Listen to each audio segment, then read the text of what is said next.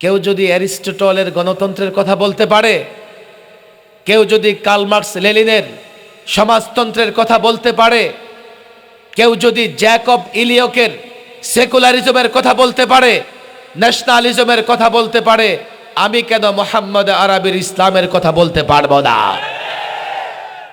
আমার টুটি চেপে ধরবে, জুলুম করবে, নির্যাতন করবে, করতে পারো।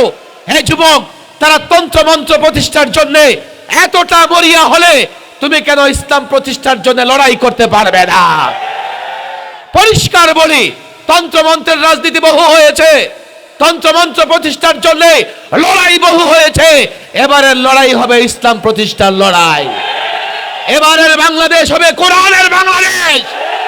এবারের বাংলাদেশ এর ব্যতিক্রম কোনো কিছু মানবো না, মানতে পারবো না ইনশাআল্লাহ। পরিষ্কার জাতিকে বলে দেন, আপনারা শুধু নিজের জায়গায় ইসলামের পক্ষে থাকেন। বখাটে যুবক আর ইয়াবাখোর গাঞ্জাখোর সমাজে বেশি একটা নাই। এখনো এই মাটির 90% যুবক ভদ্র, তার মা বাবাও ভালো, সেও ভালো। ইয়াবাখোরদের হাতে দায়িত্ব কেন? ওরা ইয়াবা খেলো একসঙ্গে খায়। কথা ঠিক না বেঠিক? আমাদের যুবকেরা একসঙ্গে থাকে না, মসজিদেও না। মসজিদে গিয়ে কাতারবদ্ধ হও, যাদেরকে মসজিদের কাতারে পাবে তাদেরকে দিয়ে ঐক্যবদ্ধ হও। ইয়াবাখোরের নেতারা বাংলাদেশের কোথাও লুকানোর জায়গা খুঁজে পাবে না। আমি এই মাহফিলের যুবকদের বলি, দেখো, মসজিদে কাতারবদ্ধ হয়ে নিজেদের যোগ্যতা প্রমাণ করার, যারা মসজিদে কাতারবদ্ধ হচ্ছে তাদেরকে নিয়ে ঐক্যবদ্ধ হও, না হলে এই সমাজে মাথা উঁচু করে দাঁড়াতে পারবে না।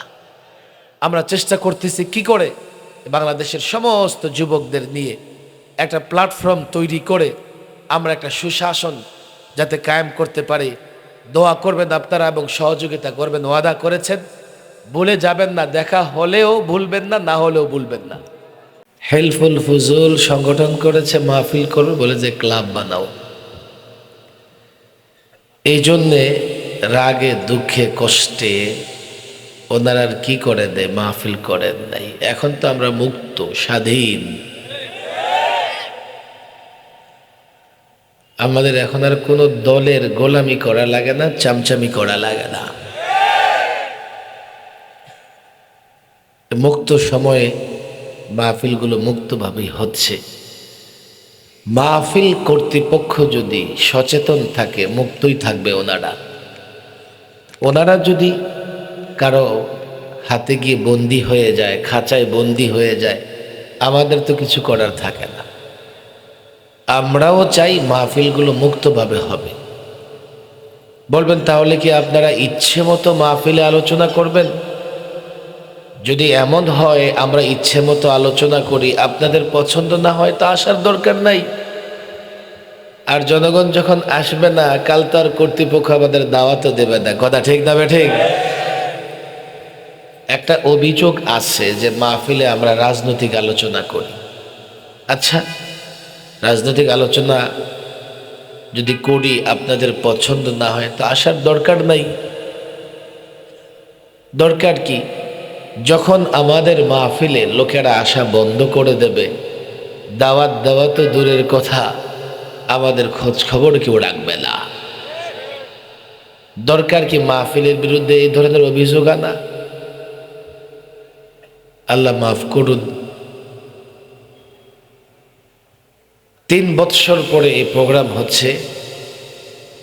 এই যুবকেরা বড় কর্মঠ এবং সাহসী বলেই তারা আবার এই প্রোগ্রামের আয়োজন করেছে। আমরা তো আসলে সব প্রোগ্রামে যেতে পারি না, আর এত সময়ও হয় না যে সব প্রোগ্রামে গিয়ে বয়ান করব। তবে ঢাকার পার্শ্ববর্তী থানা কিংবা জেলা হিসেবে 2500 নরসিংদী এই প্রোগ্রামগুলোতে যথেষ্ট যাই। তো ঢাকা থেকে দূরে জেলা পর্যায়েও প্রোগ্রাম দেওয়া সম্ভব হয় না। আজকেও জোহরের পরে রংপুর ওয়ালারা, কুড়িগ্রাম ওয়ালারা, বিশাল আয়োজন, হুজুর, লক্ষ লক্ষ মানুষ, এই সেই। আমি বললাম সময় কভার হবে না। এখানে এসছি আমি এশার একটু আগে রওনা হয়েছি, বয়ান করতেছি, আবার দেখবেন 12টার আগে ঢাকা চলে গেছে। আমারটা বাঁচতেছে।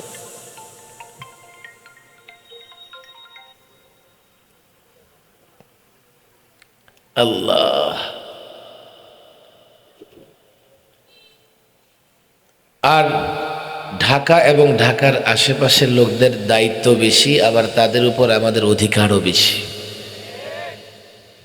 ঢাকা এবং ঢাকার আশেপাশের লোকেরা যদি আগে ঠিক হয়ে যায় তো পর্যায়ক্রমে বাংলাদেশের সব মানুষ ঠিক হয়ে যাবে। রাজধানী যেদিকে, দেশটা তো ওদিকেই থাকে। অনেক কথা বলতে মন চায়, অনেক কথা নিয়েই স্টেজে বসি, কিন্তু বসার পরে মুড খারাপ হয়ে যায়। এই যে দেখেন 3 বছর ধরে মাহফিল হতে পারলো না, কয় ক্লাব বানাও। তাহলে আমি কি এই দেশে স্বাধীনভাবে ধর্ম পালন করতে পারবো না? আমার ধর্ম পালনের অধিকার কোথায়? অমুকরে দাওয়াত না দিলে মাহফিল করা যাবে না, অমুকরে দাওয়াত না দিলে মাহফিল করা যাবে না। তাহলে তো একই প্রশ্ন, আমি কি স্বাধীন নাগরিক নই? আমি কি স্বাধীনভাবে সভা সমাবেশ, ধর্মীয় সভা, ধর্ম পালন করতে পারবো না? তাহলে অমুকরে তমুকরে দাওয়াত কেন দিতে হবে? দাওয়াত কেন দিতে হবে? আমি এই জন্যে একটা কথা বারবার বলি, আয়োজকদেরকে বলি, আপনারা আয়োজন করবেন, আমরা যাব, সুন্দর সিস্টেম করে এলাকার লোকজন নিয়ে, মুসল্লিদের নিয়ে। হ্যাঁ, সব দলের লোকেরা আসতে পারবে, কাউকে বাধা দেওয়া হবে না, কিন্তু কাউকে সর্বোচ্চ সম্মান না দিলে মাহফিল করতে দিবে না। এটা তো দাদাগিরি। এটা আমার স্বাধীনতা এবং ধর্ম পালনের উপর হস্তক্ষেপ। কথা ঠিক না বেঠে? এমন কেন হবে বাংলাদেশে? হ্যাঁ, আপনার অভিযোগ আনতে মনে চায়, আমি যদি রাষ্ট্রদ্রোহী, রাষ্ট্রবিরোধী কোনো কথা বলি, আইন আছে, প্রশাসন আছে, মামলা হবে, মোকদ্দমা হবে, আমি কোর্টে যাব। যদি বলেন না রাজনীতি করেন, জনগণ যদি আমার রাজনৈতিক বক্তৃতা নিতে চায় তো তোমার কি? আর তুমিও তো রাজনীতি করো, তো মৌলবী রাজনীতি করলে সমস্যা কি? আল্লাহ ভালো জানে, একজন বলতেছে কোরআনে রাজনীতি নাই। আমারে বলেন, যদি কোরআনে রাজনীতি না থাকে তো তুমি মুসলমান রাজনীতি কেমনে করো? মুসলমান তো কোরআনের বাইরে কাজ করতে পারে না। যেই জিনিসের অনুমোদন কোরআন দেয় না সেই কাজ তো মুসলমান করতে পারে না। বলবে কি হুজুর, আমি নোংরা রাজনীতির কথা বলতেছি, নোংরা রাজনীতি কোরআনে নাই। আচ্ছা, তো এটা তো আরো বড় অপরাধ তোমার, তুমি নোংরা রাজনীতি কেন করো? নোংরাটা তো করাই যাবে না। আমি ইদানিং দেখেন, এই জন্য মাহফিলে যখন যাই, মাহফিলের লোকদের বলি যে আপনারা রাজনীতি করেন, কথা আগে বুঝবেন, ঠান্ডা মাথায় কিছু কথা বুঝেন রে ভাই। কেন এই ভদ্র যুবকেরা, হেলফুল ফুজুল যুব সংঘের যুবকেরা কেন রাজনীতি করবে? রাজনীতি তো নোংরা জিনিস, এই জন্যই রাজনীতি করবে। যদি এই ভদ্র যুবকেরা রাজনীতি না করে, নোংরা যুবকেরা নোংরা রাজনীতি করে চেয়ারে বসে যাবে, তো চারিত্রিক সার্টিফিকেট আনতে যাবেন এমন ব্যক্তির কাছে যার নিজেরই চরিত্রের বালাই নাই। জন্ম সনদ আনতে যাবেন এমন ব্যক্তির কাছে যার নিজেরই জন্মের ঠিক ঠিকানা নাই। বিপদে পড়বেন তো গাঞ্জাখোরে গিয়ে ধরবেন, ইয়াবাখোরে ধরবেন। কথা ঠিক না বেঠিক? অবাক লাগে, 16 বৎসরে কক্সবাজারে এমন এমপি ছিল ইয়াবা কারবারি, বিবারিয়া এক এমপি হয়ে গেছে গাঞ্জাখোর। আর ইয়াবাখোর, ফেন্সিডিল খোর চেয়ারম্যান মেম্বারের তো অভাব নাই। আর আমাদের ভদ্র যুবকরা, আমরা রাজনীতি করি না। তুমি রাজনীতি করো আর না করো, রাজনীতি তোমাকে ছাড়বে না। রাজনীতিবিদরা যখন রাষ্ট্র চালায় তো যত ধরনের আইন কানুন করে, আমি রাজনীতি করি আর না করি আমাকে কিন্তু মানতে হয়। রাস্তা ট্রাফিক রোল থেকে নিয়ে শুরু করে, জাগা জমি ক্রয় বিক্রি, তেলের দাম বৃদ্ধি, গ্যাসের দাম বৃদ্ধি, দ্রব্য মূল্য বৃদ্ধি, সর্বত্র বিবাহ শাদীর আইন, যত আইন করবে না কেন আপনি কিন্তু কোনো আইন অমান্য করতে পারবেন না। তাহলে রাজনীতি করেন আর না করেন, রাজনীতি কিন্তু আপনাকে ছাড়বে না। রাজনীতি দ্বারা রাষ্ট্র পরিচালিত যেহেতু হয়, এই রাজনীতির বেড়াজাল থেকে আপনি বের হতে পারবেন না। তাহলে সেই রাজনীতিটা আমরা চাই ভদ্র যুবকেরা ভদ্রভাবে কোরআন সুন্নাহ অনুযায়ী রাজনীতি করুক, কথা ঠিক না বেঠিক? তাহলে না দেশের মানুষ ভালো থাকবে, তাহলে দেশে প্রকৃতপক্ষে শান্তি প্রতিষ্ঠা হবে। অনেক কথা রে ভাই, অনেক ব্যথাও বটে। অনেক মাদ্রাসার ছাত্র আলেম ওলামা এখানে আসছে, প্রোগ্রাম খুব বড় নয় বা লাখো মানুষ এখানে নাই, তবে লাখো মানুষ জমায়েতের চাইতেও এমন কিছু মানুষ জমায়েত হওয়া দরকার যারা কথাগুলো গ্রহণ করবে এবং কথাগুলোর উপরে আমল করবে। এই যে এখানে ওলামা একরাম মাদ্রাসার ছাত্র যুবকেরা আসছে, আমি তো মনে করি এই কয়জন যদি প্রস্তুত হয়ে যায় তো শুধু এই দক্ষিণ পাড়া না, পুরা 2500-এর জন্য যথেষ্ট হয়ে যাবে। লোক তৈরি হওয়া দরকার, প্রস্তুত হওয়া দরকার। 53 বছরই তো বাংলাদেশে রাজনীতি চলে, ঘুরে ফিরে চলে। নানা দল নানা সংগঠন ক্ষমতায় আসে, আবার নানা দল নানা সংগঠন সহযোগী হিসেবে থাকে। বিরোধী দল, সহকারী বিরোধী দল, সরকারি দল, সরকারি দল, কত কিছুই থাকে। একটা বিষয় খেয়াল করেন, যেই অপরাধগুলো 53 বছর আগে বাংলাদেশে শুরু হয়েছে, কোনো একটা অপরাধেরও মাত্রা কমে নেই।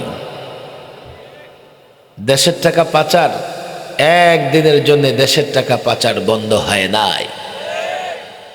আর গত 16 বছরে তো ইচ্ছে মতো হয়েছে। কেন? তারা মনে করছে আপা এখন আছে প্রধানমন্ত্রী, কাল আপার বোন না হলে আপার মেয়ে হবে, না হলে আপার ছেলে হবে, এরপরে বংশানুক্রমে চলতেই থাকবে। ইচ্ছে মতো চুরি করো, আমাদের বিচার করার কেউ থাকবে না। এই জন্য 16 বছরের ছোট্ট পরিসংখ্যান 22 লক্ষ কোটি টাকা পাচার হয়েছে। 22 লক্ষ কোটি টাকা। মনে রাখেন, বাংলাদেশের বাজেট এখন মনে হয় 5 থেকে 7 লক্ষ কোটি টাকা হয়। তাহলে 22 লক্ষ কোটি টাকা, যেই টাকা পাচার হয়ে বিদেশে গেছে, এই টাকা দিয়ে বাংলাদেশটাকে কমপক্ষে 5 বছর চালানো যেত। পদ্মা সেতুতে মাত্র খরচ হচ্ছে 32,000 কোটি টাকা। আর 22 লক্ষ কোটি টাকা দিয়ে কতগুলো পদ্মা সেতু করা যেত বলেন দেখি? বাংলাদেশ এখন ঋণী 18,35,000 কোটি টাকা। 18,35,000 কোটি টাকা। বাড়তে কমতে পারে। এই বিশাল অঙ্কের ঋণ আপনাদের রক্ত বিক্রি করে আগামী 50 বছরে আদায় করতে হবে।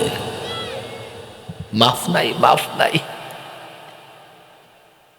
একবারও দেশের মানুষ চিন্তা করে না যে 53 বছরে আমরা কেন অন্তত অপরাধ নিয়ন্ত্রণও রাখা যাচ্ছে না। এর কারণ হচ্ছে আমাদের রাষ্ট্র পরিচালনায় সিস্টেমে ভুল আছে, সিস্টেমে রং আছে, গলত আছে। এই 53 বছর যে সিস্টেমে আমার দেশ পরিচালিত হচ্ছে, যতদিন পর্যন্ত সিস্টেম পরিবর্তন না হবে, যতই চেয়ারে ব্যক্তি পরিবর্তন হোক না কেন, দুর্নীতি আর চুরি বন্ধ হবে না। 53 বছরে হুজুর কোন সিস্টেম, কোন ফর্মুলায় বাংলাদেশ পরিচালিত হয়েছে? আমি বলি 4টা ফর্মুলা বা 4টা ইজম বা 4টা মতবাদ বা 4টা মতাদর্শ বা বলতে পারেন 4টা ধর্ম। শিক্ষিত সমাজ বলবো এগুলো তো ধর্ম নয়, মতবাদ, মতাদর্শ। আমি বলি যখন এগুলোকে ধর্মের বিপরীত কেউ দাঁড় করিয়ে দেয়, তখন ধরে নিতে হবে সেগুলোকে ধর্মই মানতেছে। 1, ডেমোক্রেসি, গণতন্ত্র। 2, সেকুলারিজম, ধর্মনিরপেক্ষতাবাদ। 3, সোশ্যালিজম, সমাজতন্ত্র। 4, ন্যাশনালিজম, জাতীয়তাবাদ। এই রাজনৈতিক দলগুলো ঘুরে ফিরে এই চারটা ইজমের মধ্যে কাজ করে। কেউ প্রকাশ্যে সরাসরি বলে আমরা সেকুলারিজম চাই, আছে না নাই? আবার কেউ একটু ধর্মীয় অনুভূতিতে আঘাত দিতে চায় না, ধর্মীয় মূল্যবোধে বিশ্বাসী, তারা বলে যে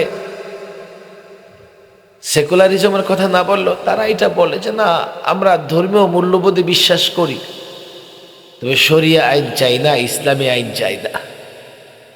কেমন বিশ্বাস করে দেখেন ধর্মীয় মূল্যবোধে। আপনারা অবাক হবেন, যেহেতু এটা 2500 সদর না, তাই তো? আচ্ছা, সদর থানা। নিঃসন্দেহে সদর বা শহর কেন্দ্রিক লোকেরা বুদ্ধিমান হয়, শিক্ষিত হয়, অনেক তথ্য তাদের কাছে থাকে, তারা সচেতনও হয়। এবং এখানে আপনারা যারা জমায়েত হয়েছেন মনে করবেন না যে সংখ্যায় মনে হয় কম। ঠিক এতগুলো লোক একটা রাজনৈতিক দলের নেতা জড়ো করতে হলে কয়েক লক্ষ টাকা খরচ করতে হইত। এই যে জমায়েত আপনারা হয়েছেন, নিঃসন্দেহে আপনারা সচেতন। আমি যখন এই মতবাদগুলো নিয়ে পর্যালোচনা করতেছি, মতবাদগুলোর সমালোচনা করতেছি,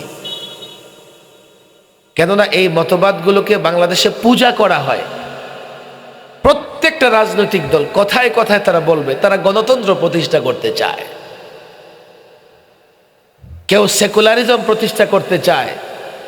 এই জন্য 2011-তে যখন বাংলাদেশের সংবিধান সংশোধন হয়েছে, এই সংবিধানে চারটা ইজম ওরা নিয়ে এসছে। কি চারটা ইজম? গণতন্ত্র, সমাজতন্ত্র, ধর্ম নিরপেক্ষতা ও জাতীয়তাবাদ।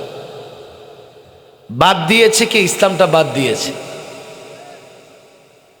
আমার দেশের সংবিধানে 32 বৎসর বিসমিল্লাহ ছিল, এরপরে আল্লাহর উপর আস্থা বিশ্বাসের কথা ছিল। সারাদিন ইসলাম ইসলাম জপো, আল্লাহর উপর আস্থা বিশ্বাস না থাকলে সে কোনোদিন মুসলিম হতে পারবে না। আল্লাহর উপর আস্থা বিশ্বাসে বাদ দিয়ে দিছে। আবার বলে কি তাহাজ্জুদ পড়ে, কোরআন শরীফ না পড়ে বলে জায়নামাজ উঠায় না। এগুলো যদি আল্লাহর উপর আস্থা বিশ্বাস না নিয়ে কেউ করে, কোনো সওয়াব হবে? আপনাদের হাতে পায়ে ধরি, আমার সঙ্গে আপনাদের কষ্ট হচ্ছে না তো? আমার সঙ্গে আপনারা দ্বিমত করতে পারেন, আমার কোনো আপত্তি নেই।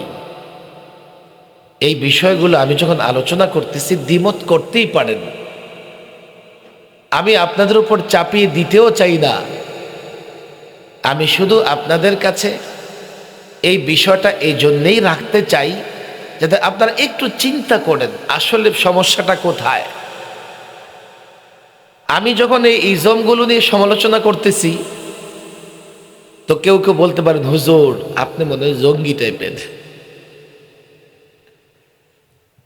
আপনি সাম্প্রদায়িক, আপনি মৌলবাদী, আপনি উগ্রবাদী। আমরা ইসলামের কথা বললেই পশ্চিমারা আমাদেরকে সন্ত্রাসী বলে, আর এই দেশে আমরা যখন ইসলামী শাসন ব্যবস্থার কথা বলি আবার কিছু মুসলমান আমাদের মৌলবাদী বলে। বাইরে কেন বলি সেটা তো বুঝবার চেষ্টা করবা, কেন বলতে বাধ্য হচ্ছি সেটা তো ফিকির করবা। আমি চারটা ইজমের কথা যখন বলছি, সমালোচনা করছি, আমি প্রথম ব্যক্তি নই যে এই ইজমগুলোর সমালোচনা করতেছি। যেমন ডেমোক্রেসির সুফল এবং কুফল এই নিয়ে স্কুল কলেজেও বিতর্ক হয়, পশ্চিমা রাষ্ট্রগুলোতে এ নিয়ে বিতর্ক আছে যে এই পথ পন্থা কতটা মানুষের অধিকার নিশ্চিত করতে পেরেছে, সুশাসন প্রতিষ্ঠা করতে পেরেছে। আমি প্রথম ব্যক্তি নই যে এই ডেমোক্রেসি নিয়ে সমালোচনা করছি। সেকুলারিজম, ধর্ম নিরপেক্ষতাবাদ, আমি ধর্ম নিরপেক্ষতাবাদের বিরোধিতা করি, আমি প্রথম ব্যক্তি নই। বরং যে ইউরোপে ধর্মনিরপেক্ষতাবাদের উত্থান হয়েছে, সেই ইউরোপে সবার আগে খ্রিস্টান পাদ্রীরা এই সেকুলারিজম ধর্মনিরপেক্ষতাবাদের বিরোধিতা করেছে। সোশ্যালিজম সমাজতন্ত্র, কারো কাছে শব্দগুলো কঠিন মনে হলেও একটু খেয়াল করে শোনেন।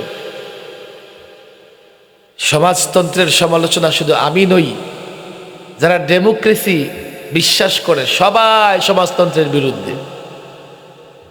আবার সমাজতন্ত্রীরা রাশিয়াতে বিপ্লব করে ফেলেছে গণতন্ত্রের বিরুদ্ধে দাঁড়িয়ে। আর এই সমাজতন্ত্র দিয়ে একযোগ সোভিয়েত ইউনিয়ন চলতে পারে নাই, টুকরা টুকরা হয়ে গেছে। ছাত্র সমাজ যুবকদের বলি, বক্তৃতার রেকর্ডও হচ্ছে, আমার কোনো তথ্যে আপনাদের কাছে বিভ্রান্তিমূলক মনে হলে নিজেরা দেখবেন, বলুন হুজুর এগুলো মাহফিলে বলে লাভ কি? সংবিধানে সেকুলারিজম এনে, সেকুলারিজম মানে রাষ্ট্রের কোনো ধর্ম থাকবে না, তখন যখন আমরা রাষ্ট্রের ধর্ম প্রতিষ্ঠার কথা বলেছি, আমাদেরকে জঙ্গি বানানো তাদের জন্য সহজ হয়েছে। এই বিষয়গুলো না জানলে, এগুলো তাদের শক্তি, এই বিষয়গুলো তারা প্রতিষ্ঠা করেই। আমি যখন ইসলামের পক্ষে বলি, আমার টুটি চেপে ধরবার চেষ্টা করে। আপনি বলুন হুজুর এই সংবিধান এসব আইন কানুন দিয়ে কি হবে? দুমুঠো ভাত খেতে পারলেই তো হয়। কি হবে জানেন? এই আইন কানুন সিস্টেমের ফাঁকে আপনার টাকা যারা লুটপাট করতেছে তাদের বিচার হচ্ছে না। আপনি ভাত কোত্থেকে খাবেন? 500 টাকা বেতন বাড়লে, 500 টাকা কামাই বেশি হলে মনে করেন আপনি বড়লোক হয়ে যাবেন। আরে আগে 100 টাকা দিয়ে যা বাজার করা যেত, এখন 500 টাকা দিয়ে সে বাজার করা যায় না। টাকার সংখ্যা বাড়লে কি হবে? টাকা তো আর চাবাই খাওয়া যাবে না। এই টাকা দিয়ে আপনার যে প্রয়োজন, সে প্রয়োজন তো পুরো করতে হবে। সুতরাং বেতন যতই বাড়ুক, দুর্নীতি বন্ধ না হলে, দ্রব্যমূল্য নিয়ন্ত্রণ না হলে, আপনি কিন্তু এই বাড়তি বেতন দিয়েও সংসার চালাতে পারবেন না। যারা দুর্নীতি করে, অর্থ পাচার করে, যদি সিস্টেম এমন একটা সিস্টেম না হয় যে তাদের হাতে পায়ে কড়া লাগানো যাবে, বেড়ি লাগানো যাবে, একদল দুর্নীতি করে পার হয়ে যাবে, ভবিষ্যতে আবার আরেক দল দুর্নীতি করার সাহস পেয়ে যাবে।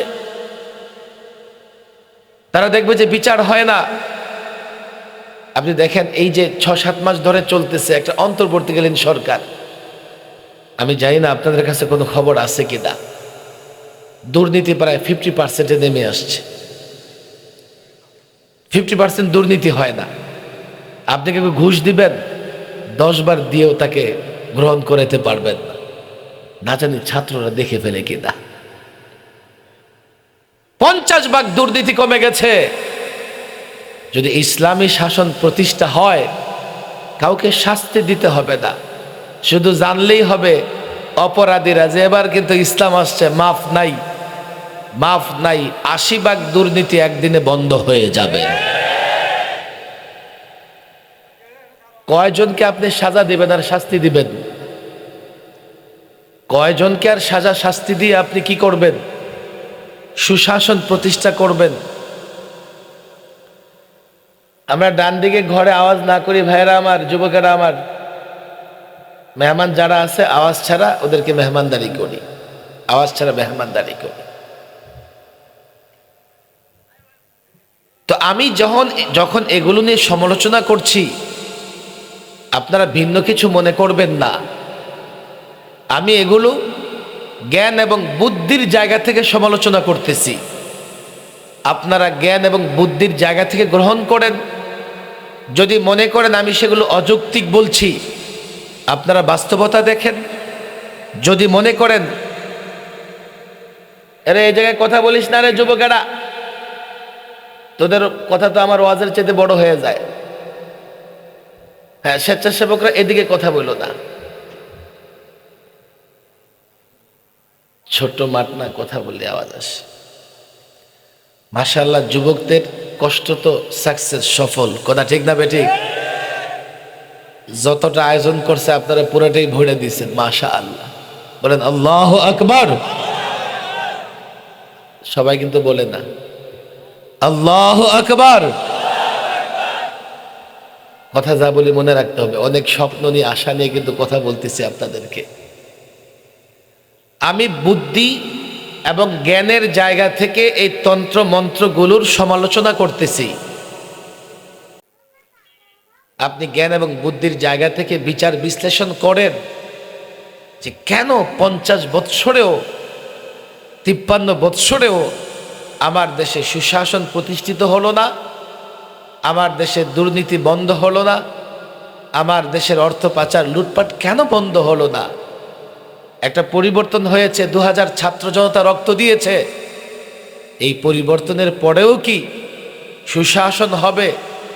আমি বলি সিস্টেম পরিবর্তন না হলে কিয়ামত পর্যন্ত এই সিস্টেমে বাংলাদেশে সুশাসন আসবে না, আসবে না, আসবে না। বলবেন হুজুর আপনি তাহলে বলেন কি দিয়ে সুশাসন আসবে, ন্যায় বিচার আসবে? আমি বলি ইসলাম দিয়ে। ঠিক তো বলছেন, ঠিক তো বলেছেন। কিন্তু যারা তন্ত্র মন্ত্রে বিশ্বাস করে তারা তাদের তন্ত্র মন্ত্র প্রতিষ্ঠা করবার জন্য যতটা উদ্গ্রীব হয়ে থাকে, যতটা উন্মাদনা দেখায়, ইসলাম প্রতিষ্ঠার জন্য আমি যুবকদের ভেতরে এতটা উন্মাদনা দেখি না।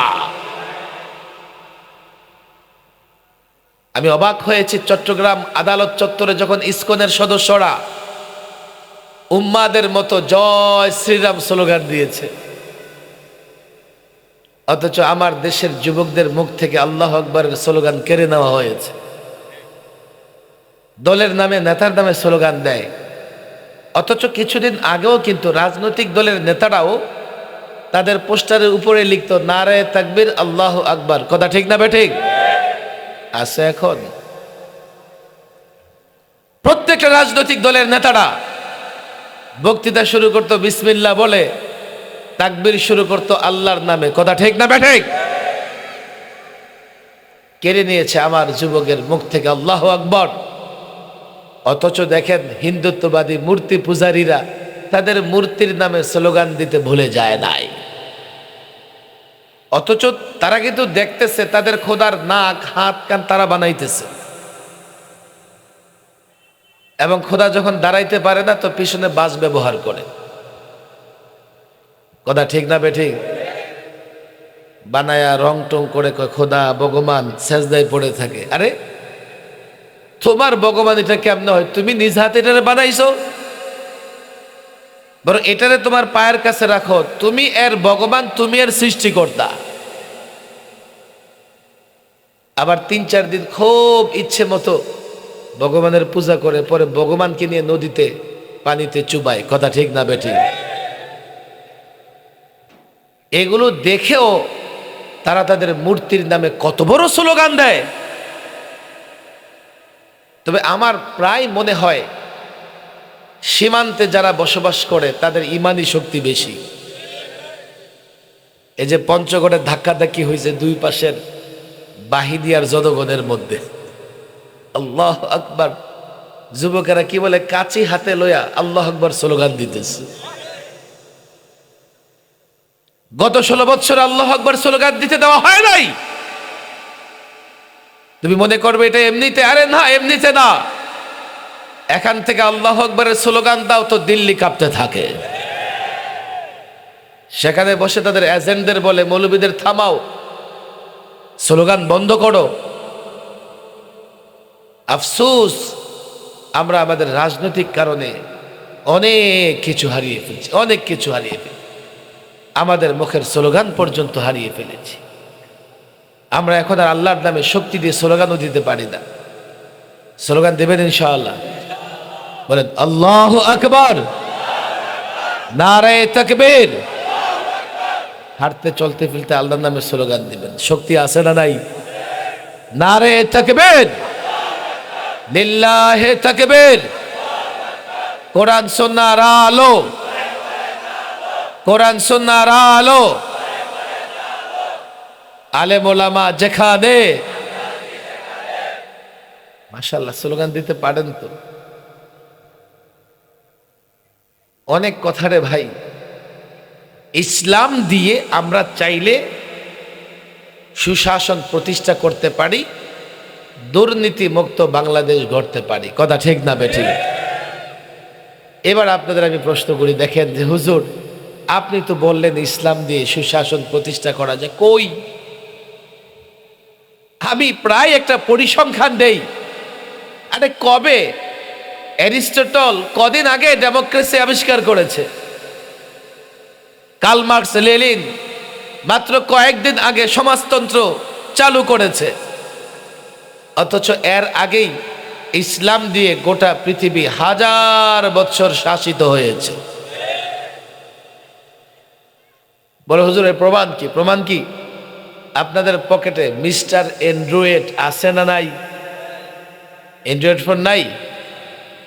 ওখানে গিয়ে মিস্টার গুগলকে খুঁজে বের করবেন। এরপরে বলো, মিস্টার গুগল আমাকে একটু মুসলমানদের ইতিহাস ঐতিহ্য সম্পর্কে বলো। মিস্টার গুগল কি বলবে জানেন? হা, তুমি মুসলমান, তোমার পূর্বপুরুষেরা স্পেন, ইউরোপ কমপক্ষে 782 বছর শাসন করেছে। জান এখন এখন না, মাহফিল শেষ করে গিয়ে মিস্টার গুগলকে জিজ্ঞেস করেন। কথায় কথায় নরেন্দ্র মোদী কয় ভারত থেকে মুসলমানদের বিদায় করে দেবে, অথচ ভারত স্বাধীন 90,000 প্লাস নাম আছে সেখানে। আল্লাহ আকবার। আপনার নামগুলো পড়তে থাকলে 2-4টা মুসলমানের পরে একটা অমুসলিমের নাম। এই গেট আমরা তৈরি করি নাই, তারাই তৈরি করেছে। কিন্তু শাহ আব্দুল আজিজের অনুসারী একেবারে তিতুমির পর্যন্ত, টিপু সুলতান পর্যন্ত যারা ভারতের জন্য, স্বাধীনতার জন্য লড়াই করেছে, নাম বাদ দিতে পারে নাই, বাধ্য হয়ে লিখতে হয়েছে। কেন? মুসলমানরা লড়াই করছে আর ওরা জাগির নিয়ে ইংরেজদের সহযোগিতা করছে। জায়গায় জায়গায় জাগির নিচ্ছে ইংরেজ থেকে নিয়া, ওই মুসলমানদের কাছ থেকে খাজনা উঠাইয়া ইংরেজদের সহযোগিতা করেছে। ওরা ইংরেজদের সহযোগিতা করে হিন্দু জমিদারেরা মুসলমানদের উপর অনেক টর্চার করেছে। মুরব্বীদের জিজ্ঞেস করেন, আপনার দাদা, আপনার বাবা বয়স করে জিজ্ঞেস করেন, এই ইংরেজদের সহযোগিতার জন্য হিন্দু জমিদাররা কত জুলুম করেছে। হিন্দু জমিদারদের বাড়ির আশেপাশ দিয়া স্যান্ডেল পরেও হাঁটা গেছে না। এ যুবক, তুমি জানো না ইতিহাস? তাদের বাড়ির সামনে দিয়া প্রচন্ড রোদেও মুসলমান ছাতা মাথায় দিয়ে হাঁটতে পারতো না, তারা বাবু হয়ে বসে থাকতো। আর মুসলমানরা শ্রম দিয়ে ফসল উৎপাদন করে এর একটা অংশ তাদের কাছে দিয়ে আসতে হইতো। উনি মুরব্বিও দিয়ে আসছে, ওরা ইংরেজদের দালালি করেছে, আর মাঠে ইংরেজ বিতরণের জন্য লড়াই করেছে মুসলমানরা। কথা ঠিক না বেঠিক? ভারত মুসলমান স্বাধীন করেছে, অথচ ভারত থেকে মুসলমান বিদায় করে দিবে। ইতিহাস ভালো করে শোনেন। ইংরেজ 200 বছর ভারত দখল করে রেখেছিল। এর আগে শুধু মোগলরা 400 বছর ভারত শাসন করছে। মুসলিম বংশ একটা মাত্র বংশ মোগল। ভারত শাসন করেছে মোগলরা, ভারত স্বাধীন করেছি আমরা। এর আগে গোটা পৃথিবী হাজার বছর ইসলাম দ্বারা শাসিত হয়েছে। এগুলো আমার শিক্ষিত যুবকেরা দেখে না। হুজুর এই ইজমগুলো আধুনিক, অত্যাধুনিক। আচ্ছা, এই ইজমগুলো কি? ইজমগুলো হচ্ছে 4 বছর 5 বছর পর নির্বাচন, ক্ষমতা পরিবর্তন। কথা ঠিক না বেঠিক? সরকারি দলে বিরোধী দলে মারামারি আর ইচ্ছে মতো লুটপাট। এই ইজমগুলোতে এর চাইতে বেশি কিছুই নাই। বলবেন হুজুর এটাই তো ভালো, 5 বছর পরে পরে আমার একটু ক্ষমতায় যাওয়ার কি হয়, ইচ্ছা হয়, আমি একটু ক্ষমতায় যাইতে পারি, এই সিস্টেমটাই তো ভালো। অথচ ইসলামী শাসন ব্যবস্থায় সরকারের কোনো মেয়াদ নাই। আপনার কষ্ট হইতেছে? আমার দিকে তাকান, একটু একাডেমিকলি একটু বুঝতে হবে, মেয়াদ থাকা ভালো না না থাকা ভালো? একটু পরে উত্তর দিয়ে পেসপেস লাগাই ফেলবেন।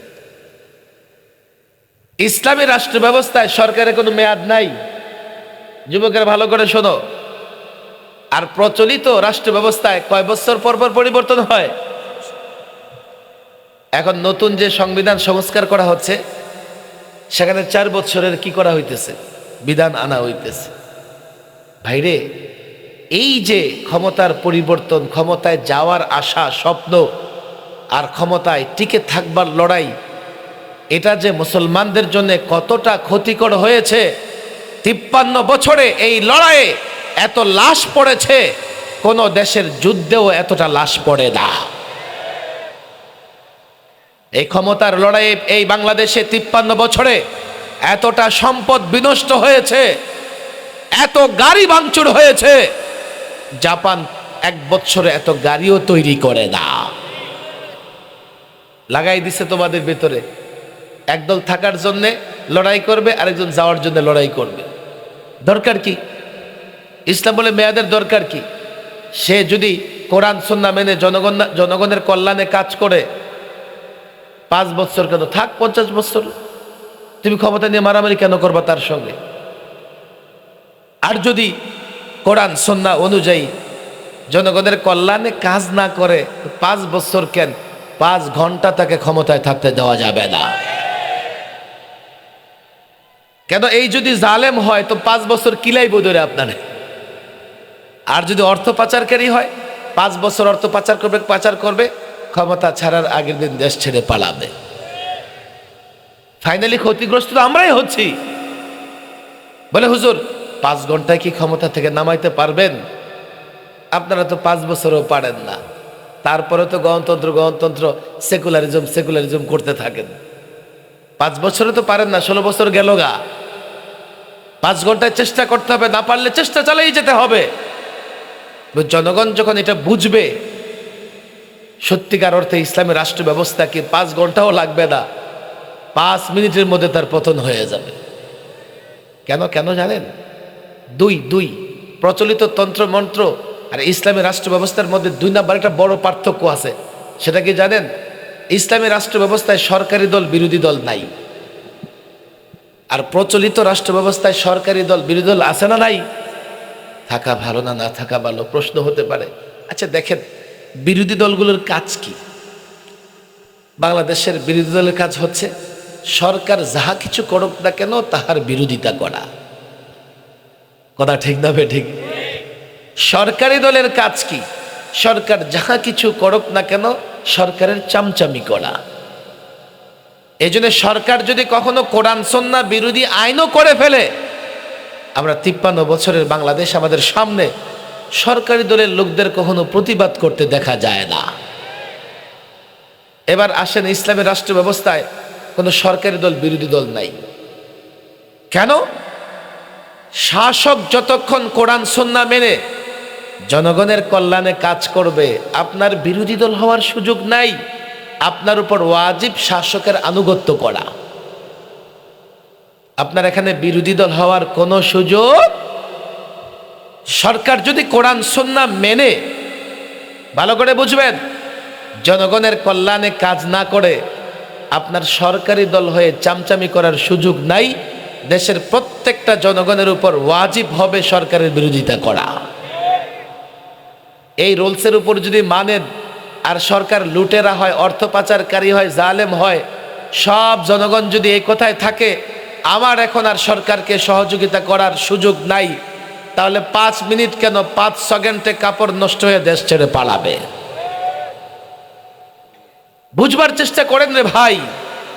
এই পশ্চিমারা তাদের ইজম দিয়ে আমাদের পরিচালনা করতেছে, তাদের ফর্মুলা দিয়ে আমরা রাষ্ট্র চালাচ্ছি, তো আমাদের অজান্তে আমরা তাদের গোলাম হয়ে পড়েছি। যতদিন ইসলাম দিয়ে আমরা রাষ্ট্র চালিয়েছি তারা আমাদের গোলামি করেছে, তারা আমাদের কাছে নতজানু ছিল। আমি তো যুবকদের বলি, রাজনীতি করো, রাষ্ট্র চালাও, আমাদের কোনো আপত্তি নাই। 5 বছর না 50 বছর থাকো, আমাদের কোনো আপত্তি নাই। কিন্তু আপত্তি হচ্ছে যে তন্ত্র মন্ত্র দিয়ে রাষ্ট্র চালাচ্ছ, না দেশের মানুষ হেফাজত করতে পারবে, না রাষ্ট্রটাকে হেফাজত করতে পারবে। এই জন্য আমরা দেখেন কথাগুলো একটু বোঝার চেষ্টা করেন।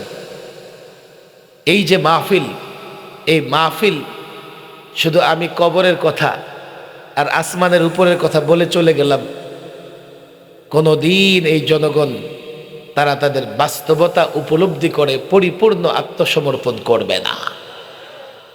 আজকে রাষ্ট্রের পরিবর্তন হয়েছে, ক্ষমতার পরিবর্তন হয়েছে, সিস্টেমের পরিবর্তন দরকার। এই জন্যে 32 বছর আগে একজন বুজুর্গ হযরত মুহাম্মদুল্লাহ হাফিজ হুজুর, নাম শুনেছেন? আল্লাহু আকবার। আপনি হয়তো দেখেছেন, মাশাআল্লাহ, পড়াইছে হুজুর, শেষে মতে মালিক পড়াইতেন না? মাশাআল্লাহ, হাফিজ হুজুরের ছাত্র, সিয়াসতের কিতাব পড়াইতেন হাফিজ রাহিমাহুল্লাহ। একটু খেয়াল করেন রে ভাই, হাফিজ হুজুর তওবার রাজনীতির ডাক দিয়েছিলেন। তওবার রাজনীতি কেন?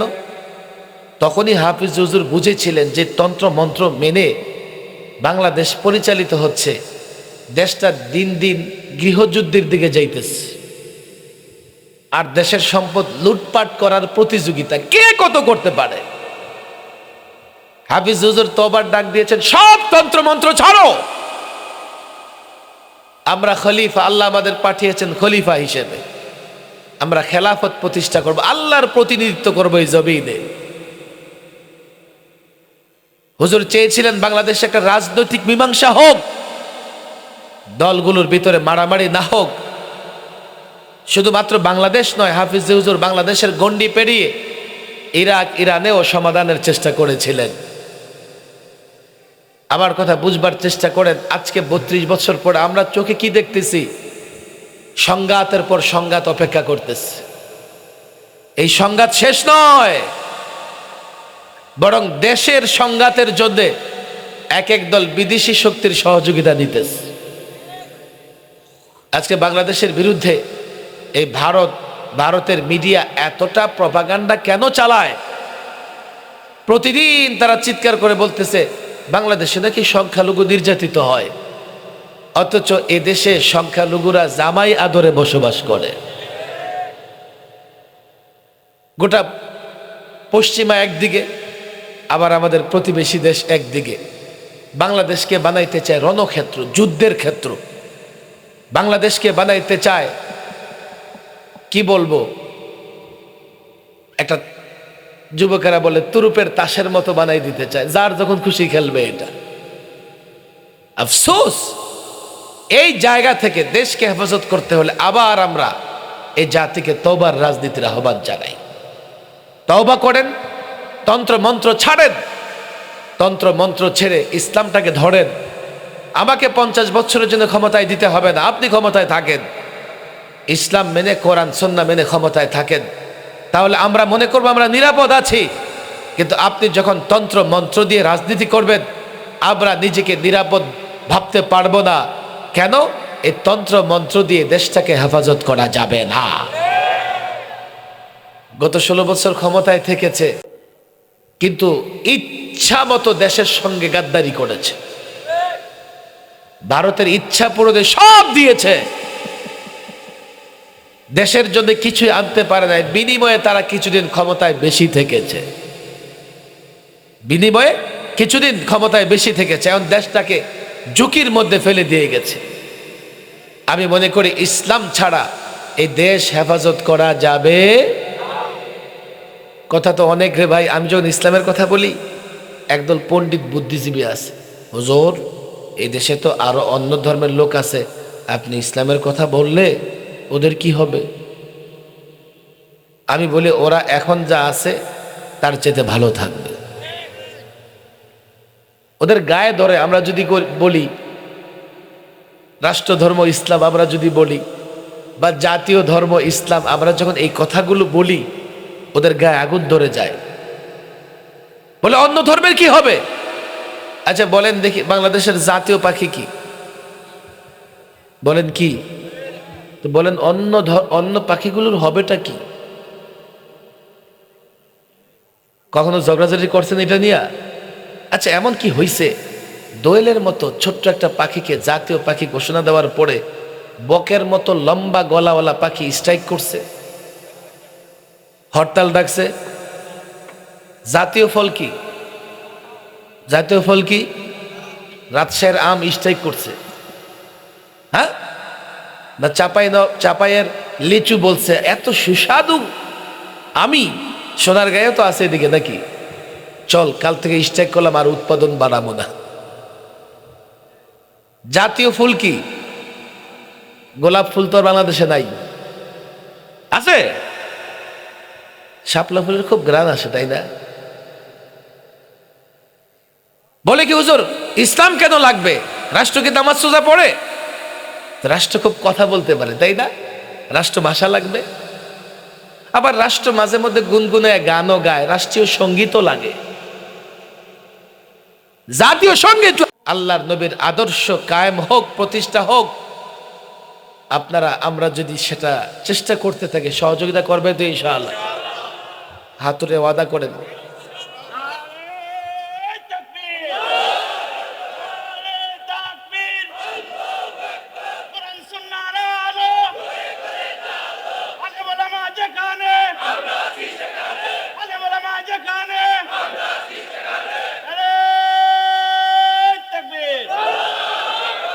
হাত নামান কেন? আমার হাত নামছে।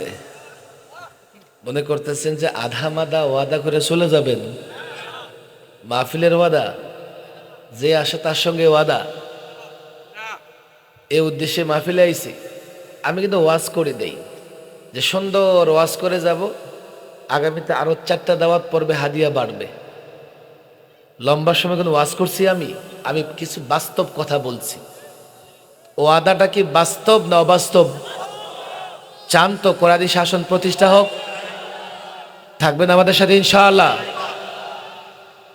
আমি পরিষ্কার বলি, ভয় পাবেন না, ভয় পাবেন না, ভয় পাবেন না।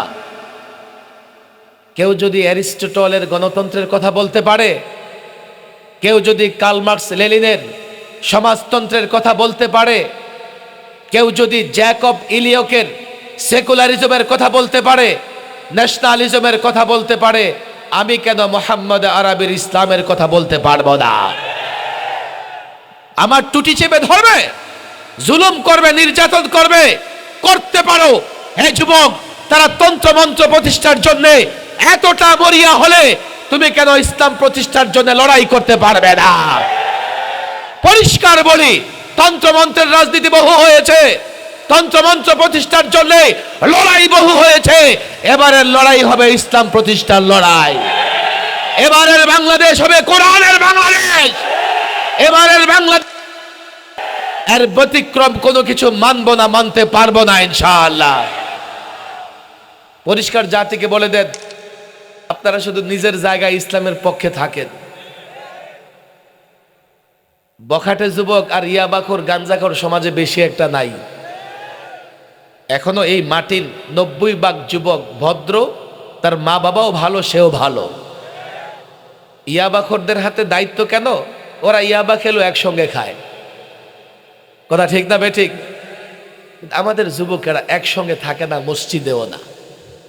মসজিদে গিয়ে কাতারবদ্ধ হও, যাদেরকে মসজিদের কাতারে পাবে তাদেরকে দিয়ে ঐক্যবদ্ধ হও। ইয়াবাখোরের নেতারা বাংলাদেশের কোথাও লুকানোর জায়গা খুঁজে পাবে না।